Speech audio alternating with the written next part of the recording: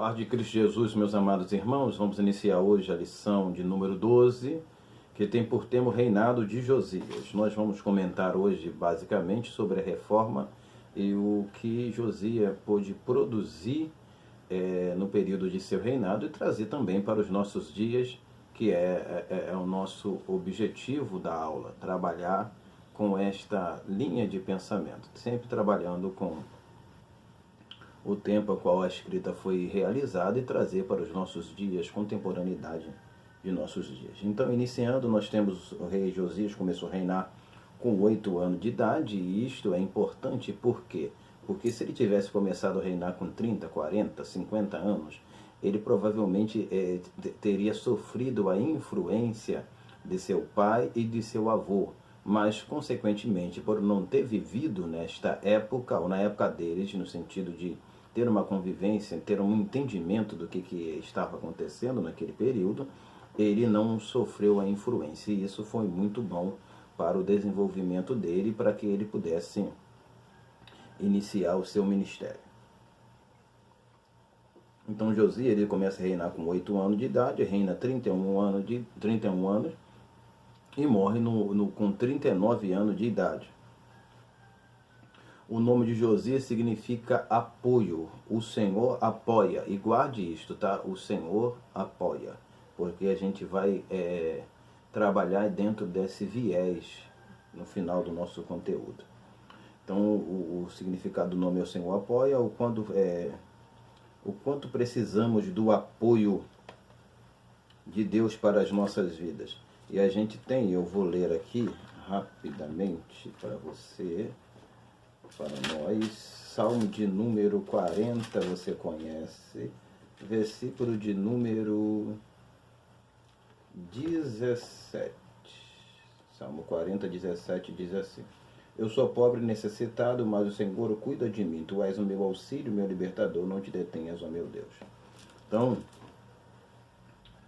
o salmista aqui expressa que é pobre e necessitado, mas o Senhor é o auxílio e libertador da vida dele. É o que a gente precisa, que Deus seja o nosso apoio e seja o nosso auxílio, sempre nos socorrendo nos momentos difíceis de nossas vidas. A gente tem Josias, ele era primo do profeta Sofonias, e esta relação familiar pode ter ajudado um pouco o ministério de Josias, ou seja, o exercício de Josias como rei também, o seu comportamento. Por serem parentes, primos, isso auxiliou. E é bom a gente lembrar que é muito bom a gente ter pessoas, e alguns colocam como Josias, tendo sido conselheiro de Josias, Sofonias, tem sido conselheiro de Josias, e isto é importante. Nós temos homens de Deus nos auxiliando, nos ajudando, nos acompanhando para o desenvolvimento da obra. Porque não tem como a gente progredir, não tem como a gente frutificar na obra de Deus sem termos homens de Deus do nosso lado. As pessoas hoje, nos dias de hoje, têm perecido espiritualmente, fisicamente, moralmente, intelectualmente, porque não estão convivendo com o homem de Deus, mas com pessoas que não têm nada de Deus para nos acrescentar. Então, provavelmente esse convívio foi o que somou na vida de Josias. Mas a gente agora vamos comentar sobre o que veio proporcionar esta tão grandiosa reforma que Josias veio fazer. Primeiro a gente tem que lembrar o seguinte: lembrar que Josias se encontrou com Deus. A gente tem isso em 2 Crônicas capítulo 34, versículo 3, você pode depois ler, que nós vamos encontrar assim que, porque no 8º ano de seu reinado, ainda moço, começou a buscar a Deus, ao Deus de Davi, seu pai. Ele tinha, o rei Josias, 16 anos de idade. Ele tinha 16 anos, começa a entender as coisas. Com 8 anos você ainda está engatinhando em alguns processos espirituais, conhecendo a Deus, você ainda não tem uma formação adequada no seu pensamento e coração para que você possa sabe distinguir o que é servir a Deus e o que não é servir. Mas a gente encontra o quê? Quando ele chega aos seus 16 anos, já está com uma certa maturidade, mesmo moço, como diz o texto, ele começa a buscar a Deus. E isto que vai nortear todos os processos posteriores que ele vai realizar. Então, com 8 anos de reinado, ele começa a buscar a Deus.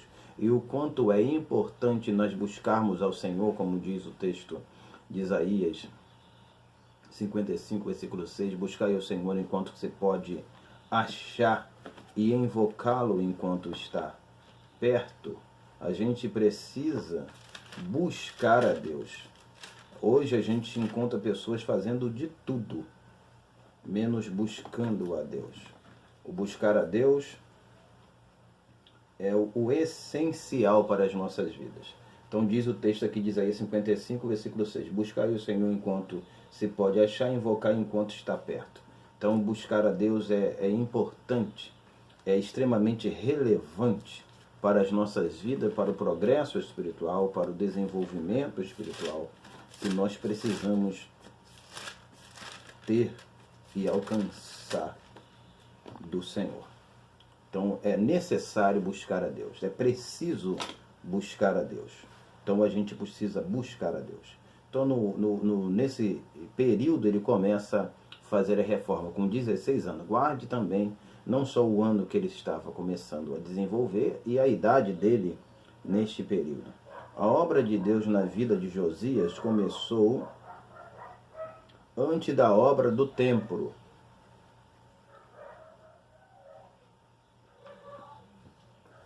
Antes de Josias começar a reforma do templo, começou a obra de Deus na vida dele. Começou a reestruturação na vida dele. Deus primeiro reformou Josias, libertou Josias, purificou Josias, para depois trazer libertação para o povo e para o templo, para a casa de Deus. Primeiro, a obra de Deus, ela primeiro começa por nós. O juízo de Deus primeiro começa por nós, não fora de nós, extra nós, mas dentro de nós, em nossos corações, em nossa alma, mudando e modificando o nosso comportamento. Mas isso só vai acontecer quando buscamos a Deus. É preciso buscar a Deus, principalmente no tempo presente. Josias começou a buscar ao Senhor antes de tomar qualquer atitude em relação à obra da casa de Deus. Então ele primeiro buscou a Deus para depois ele pensar em reforma. Porque quando você faz reformas, faz qualquer tipo de obra, não estou falando só física, mas espiritual também, entre aspas, mas se você não busca a Deus, a sua obra vai ser parcial, a sua obra vai ser defasada, a sua obra não vai ser perfeita, a sua obra não vai ter uma conclusão, a sua obra vai ser uma obra parcial. Mas quando você busca a Deus, nós temos a direção de Deus, a orientação de Deus, o conselho de Deus, a palavra de Deus, a gente segue num parâmetro mais organizado, mais perfeito, e o resultado costuma ser sempre melhor. Então, por isso, ele buscou a Deus primeiro.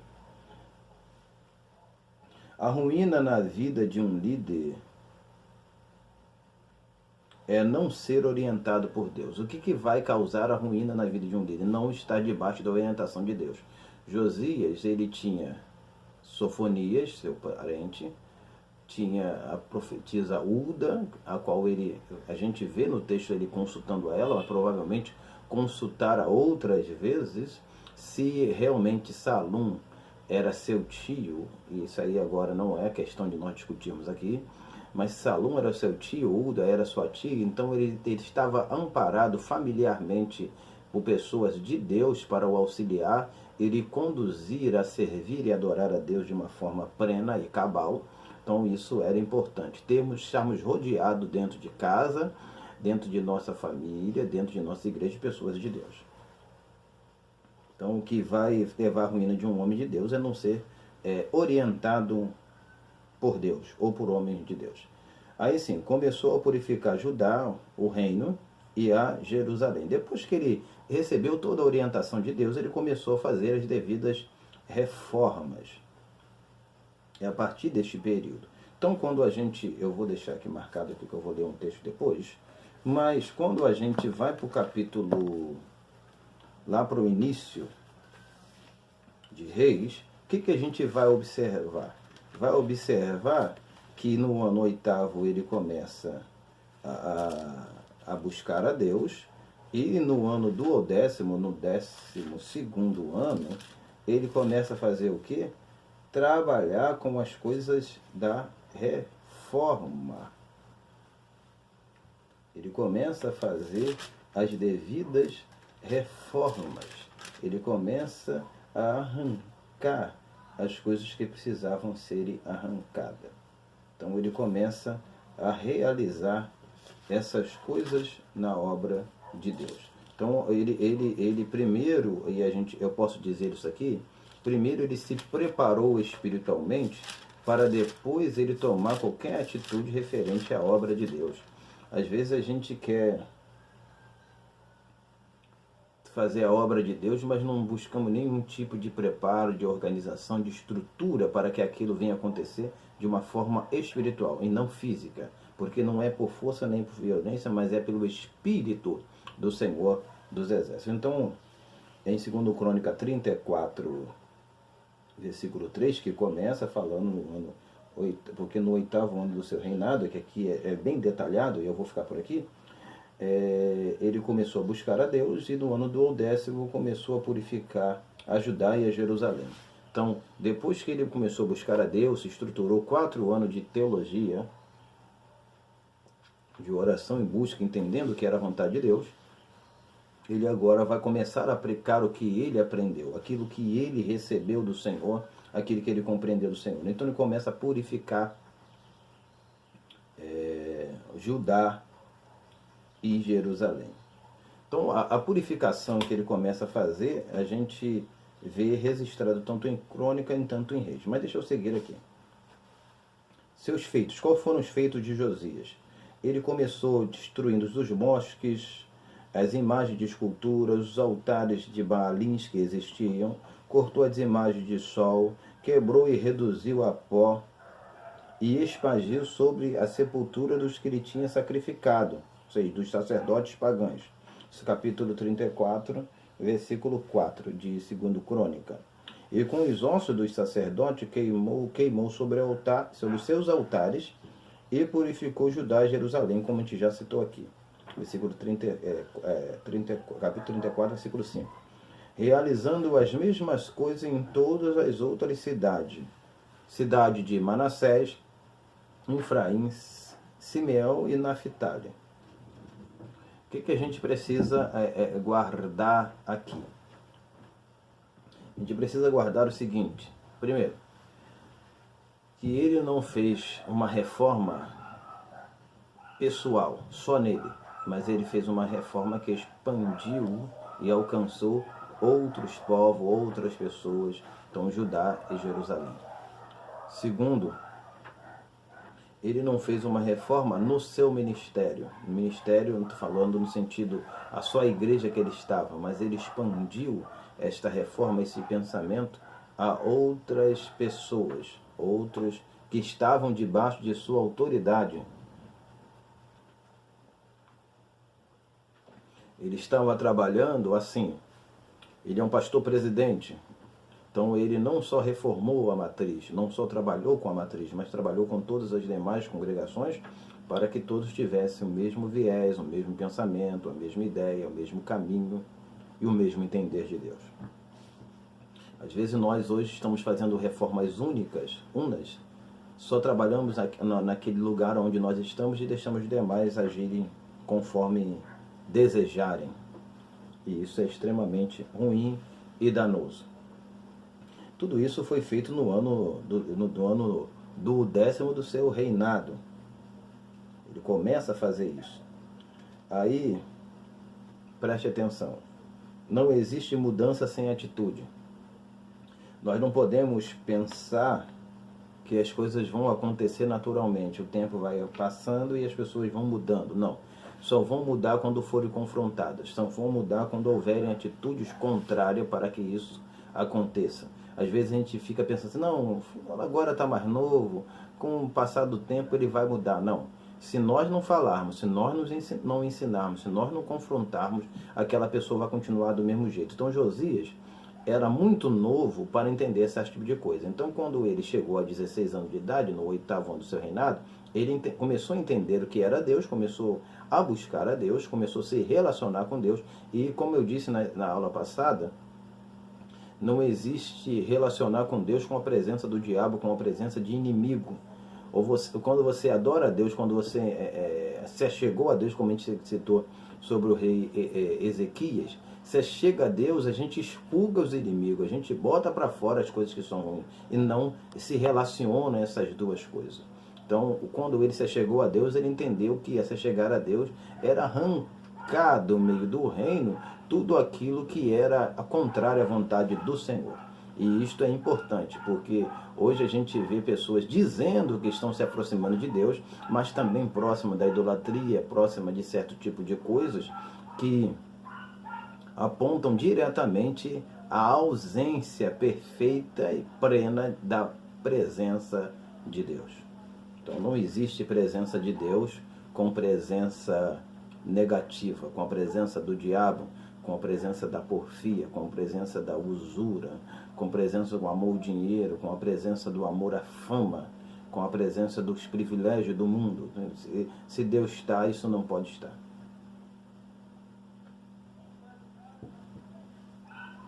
Então, precisa haver reforma, mas precisa-se de atitude, precisa-se de um comportamento. O tempo passa e o povo e a liderança vai se acostumando com a situação de pecado. A idolatria, a transgressão, não mais incomoda. A mente fica junto com o corpo cauterizada. Corpo e mente, alma e espírito, tudo fica cauterizado. Então, quando a gente lê primeiro Timóteo capítulo 4, versículo 2, que chegará um tempo que as pessoas se apostatarão da fé por causa da sua consciência cauterizada, é isso aí.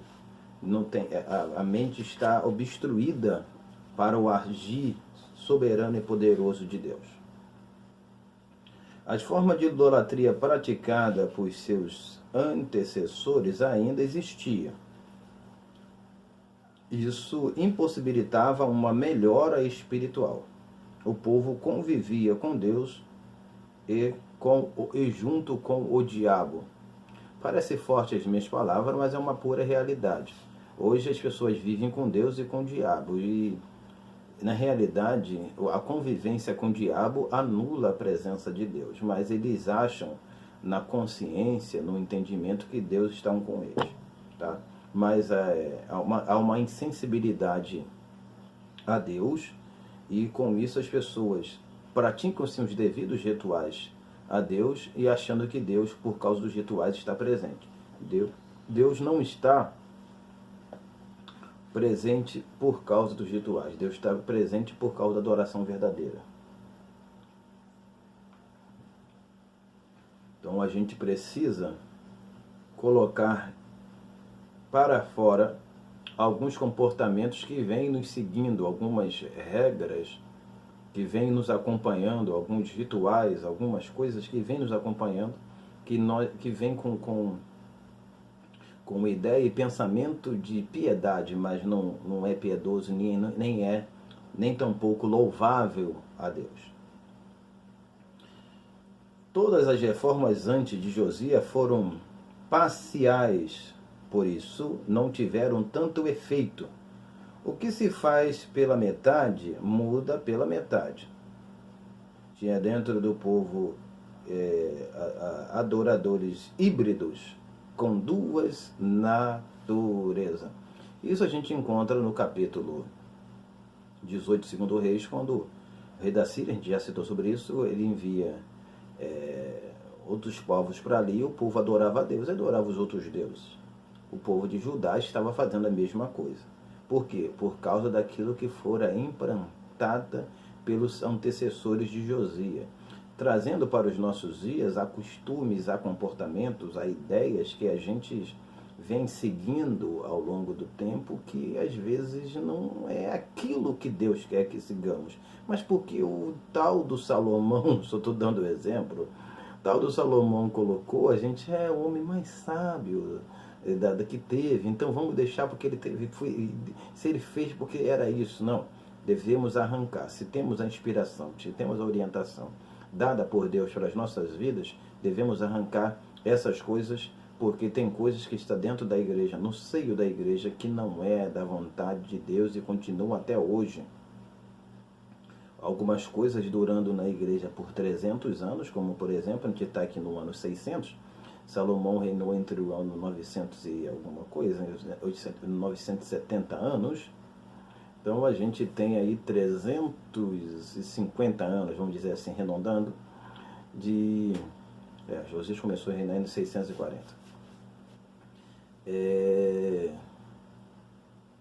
De idolatria que foi implantada por Salomão e ninguém ousou em tirar, não teve coragem de tirar. A gente precisa ter coragem de tirar, respeitando a pessoa de fulano, de cicrano, mas se é contrário à vontade de Deus, tem que ser arrancado. Então Josias, ele arrancou isto. Então é uma adoração híbrida, que na realidade não consegue ser perfeito, porque tendo duas naturezas, uma natureza ofusca a outra.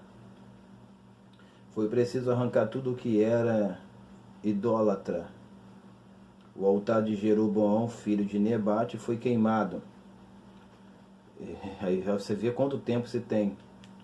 A profecia da vida de Josias, que vai se cumprir neste período, demorou-se alguns anos para que viesse a acontecer. Josias era um fruto de uma profecia. Josias era um homem fruto de revelação. Da gente ocupando o cargo dentro da casa de Deus, por porfia, por inveja, por manobra, não porque Deus realmente os colocara nesta posição. Josias não, era um fruto de uma revelação, foi fruto de algo espiritual. Deus o colocou, Deus o levantou. Então o pecado de Jeroboão, os altares que Jeroboão colocou foram arrancados, foram todos eles extirpados dali. Profanou Tofete e vários dos filhos de Inom, onde se queimava ou se sacrificava a Moloque. Isso dentro do tempo de Israel, tá? Aí a gente tem Ezequias, que foi um rei bom, a gente teve Josafá, que foi um rei bom, a gente teve outros reis bons que deixou passar de largo. Não vamos mexer com isso não vamos arrumar problema. E isso que os pastores fazem hoje, não vamos arrumar problema. Deixa fulano com a adoração dele lá, importante que ele está mandando dízimo para o templo. Vamos deixar fulano lá, importante que ele está fazendo isso aqui. E em fazer isso aqui, fazer aquilo dali, as pessoas vão se mantendo dentro daquilo que é e que faz. Tem um texto bíblico nesse mesmo contexto, que os sacerdotes idólatras comiam, não sacrificavam no mesmo altar, mas comiam junto. Então, de repente, até partilhavam as mesmas ideias, um com o outro. Isso precisa ser desfeito. Casa dos prostitutos cultuais que ficavam na casa de Deus. Casa de prostitutos cultuais que ficavam na casa de Deus. Hoje a gente não tem isso, mas temos prostituto do evangelho, no sentido porque prostituto ou prostituta, nos textos bíblicos, tanto Jeremias e assim por diante, outros textos, não estão falando de prostituição física, mas de prostituição religiosa. Então hoje os pregadores, os cantores, a maioria, todo mundo, a gente não vai generalizar e também nem apontar ninguém, dizendo que todos são e nem todos não são, mas se vive à mercê desta necessidade de dinheiro financeiro e não de uma vida espiritual, de uma adorar a Deus. Porque é um cabra que vai para a sua igreja, ou para a minha, na minha não, porque eu não tenho dinheiro para pagar, mas e cobra 5 ou 6 mil para cantar meia dúzia de música, ele não está indo para adorar a Deus, ele está indo para se enriquecer. E quem enriquece as pessoas somos nós. Então, não só aqueles que fazem estão errados, mas aqueles que consentem, como Romano capítulo 1, ali nos versículos finais, vai nos dizer. Não só aqueles que fazem, mas aqueles que consentem. Ah, mas eu não sou o cantor, o prostituto é ele. Mas você que contrata, quem contrata a prostituta é o quê? Está contribuindo. Então, esta união, esse relacionar, de usar esse tipo de produto que a gente sabe que muitas das vezes não é louvável, agradável a Deus. Então, eles cultuavam, eram prostitutos cultuais, que ficavam na casa de Deus, tá? Aqui o texto, você pode ler, está escrito, sei lá, na casa de Deus, onde mulheres teciam para Deus Aserá. Era o que essas mulheres trabalhavam para isso, para a idolatria movimentada para outro Deus, não para Deus. Aí vem seguindo, derrubou os dois altares que Manassés fez nos dois atos da casa do Senhor, ou seja, tinham dois altares nos atos da casa do Senhor. Então, quando as pessoas iam adorar a Deus, passavam por esses dois altares. Isso existe hoje, pastor? Isso existe hoje, pastora? Isso existe hoje, irmão e irmã? Pense aí.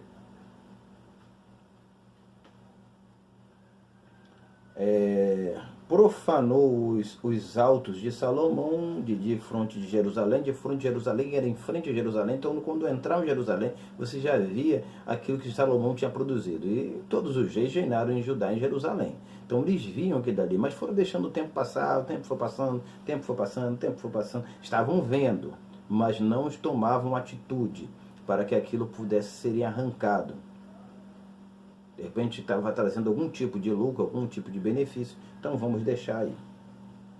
E Salomão, a idolatria de Salomão foi a pior, colocar uma das piores, não vou dizer se pior, porque olha o que ele fez.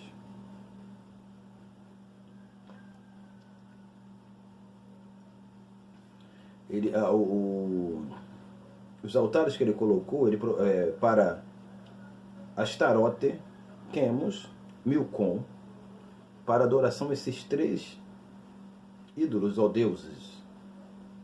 Foi o que Salomão fez. E tudo isso estava em Jerusalém, em Judá. E os reis passavam e ninguém fazia nada. Pergunto a você antes de continuar, já estamos entrando para a conclusão.